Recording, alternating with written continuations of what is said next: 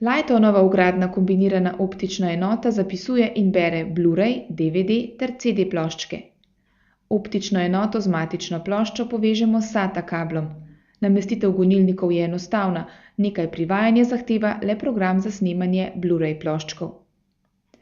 Da bi lahko predvajali filme v formatu Blu-ray ali izdelali Blu-ray videodisk, potrebujemo računalnik z vsaj 3,4 GHz procesorjem, gigabajtom delovnega spomina, zmogljivo grafično kartico ter vsaj 60 GB prostora na trdem disku.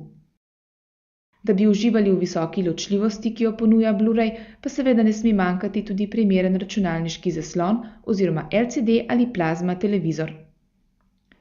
Ker na posamezen Blu-ray plošček spravimo 25 GB podatkov, lahko Blu-ray zapisovalnik uporabimo tudi za arhiviranje podatkov ter shranjevanje varnostnih kopij.